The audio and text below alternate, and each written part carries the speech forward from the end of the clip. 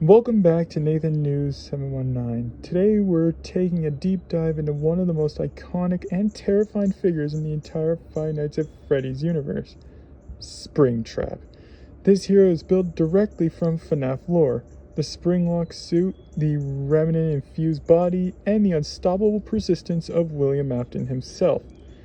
And before we get started, I want to give a quick shout out to Angelic YT, I believe that's how you pronounce it, sorry if I got it wrong, has been my inspiration to make this second video, so a huge thanks to them for motivating this breakdown.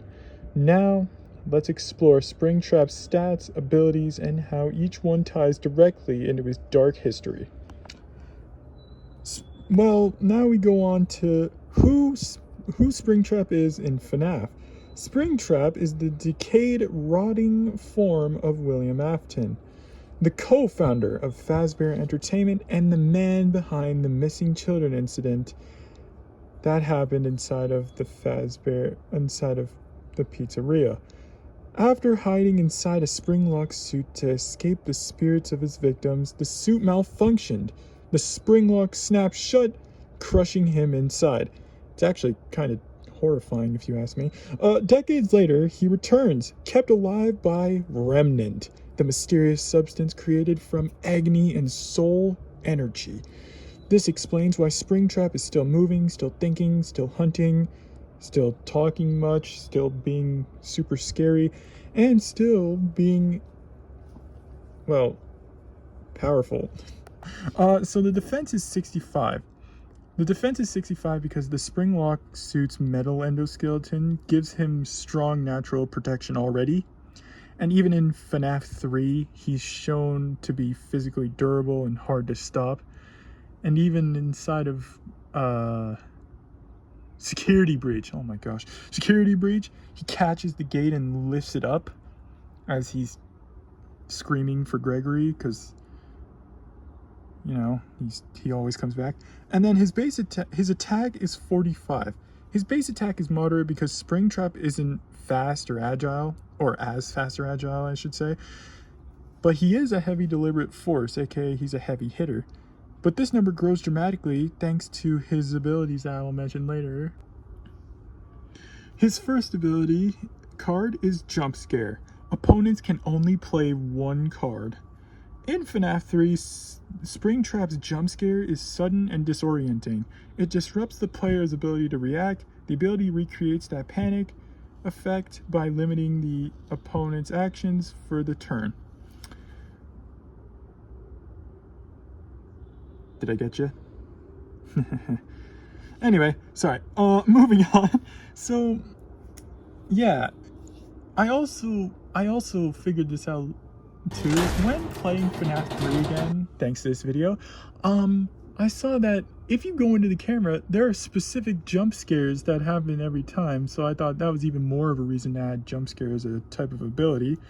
But I also like the fact that, like, the jump scare overall is how you lose inside of FNAF, so I thought I may as well make it as broken as well, hopefully make it a little bit broken, but broken enough to where it's still fair.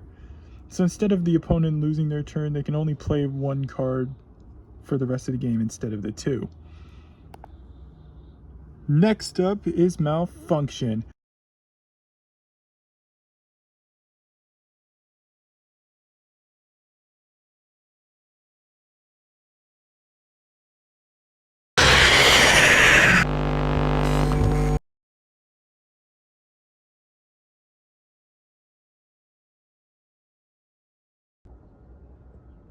Now we have Burnt Remains.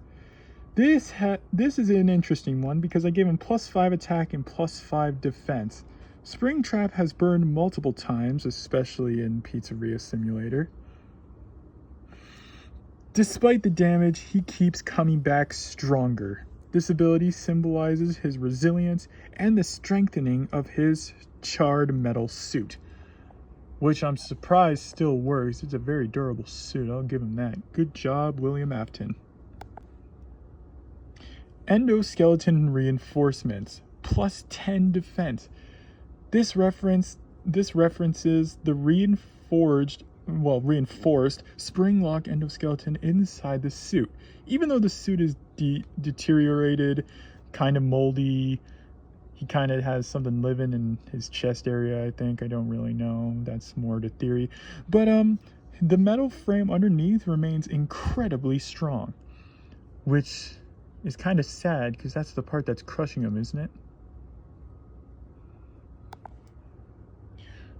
Fazbear lore. Draw one extra card. In FNAF 3, Springtrap is attracted to audio lures, specifically childlike voice lines. This ability flips that concept. You lure Springtrap's attention to gain more strategic options. I thought this was the most creative one I made. Suit damage.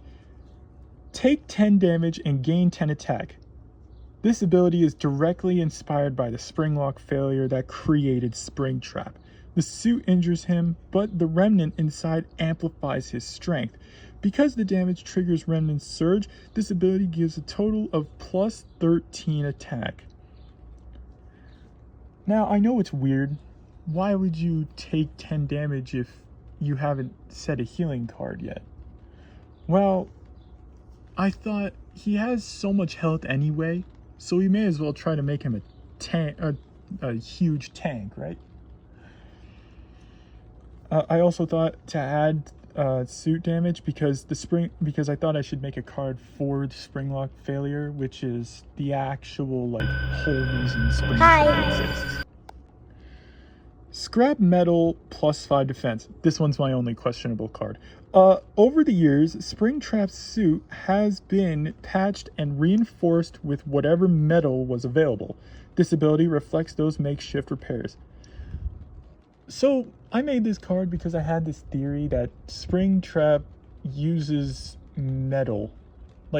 I know inside of FNAF 1 or 2, I think. No, 2. Definitely 2. No, 1. No, 2. 1. That's one. a lot of No, damage! 1. Inside of FNAF 1, I know there is this clip where William Afton is going and ripping the suits apart. It's a mini game. He's ripping the suits apart and he's taking the metal. So I assume that that's what scrap metal is, and he added it to his springlock suit to make him even stronger. And finally, we have Remnant, which is plus 5 attack. Wait, hold on. Wait.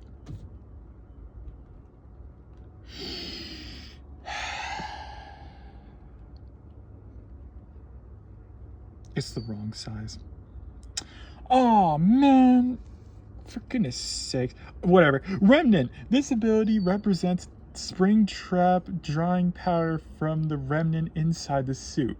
In FNAF lore, Remnant enhances strength and durability, and even grants a twisted form of immortality. Yeah, I thought Remnant would be one of the most important cards. This card is so small because I made 10 on the same page.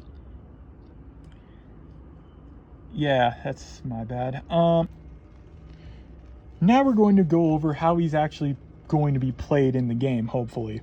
So, Springtrap's gameplay mirrors his behavior across the whole FNAF series.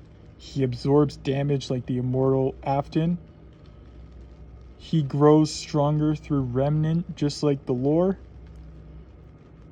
He controls the opponent's actions similar to how he manipulates systems in FNAF 3. And he returns from every setback, just like his repeated appearances across the franchise. Springtrap isn't about speed or finesse, he's about inevitability. He's the monster that keeps coming back no matter how many times you try to stop him. And that's the full FNAF accurate breakdown of the Springtrap hero. If you enjoyed this video, make sure to like, subscribe, and comment which characters you want me to cover next. Because of course, I do read all the comments. Now, I just want to mention again that this is a completely made up game that I have made.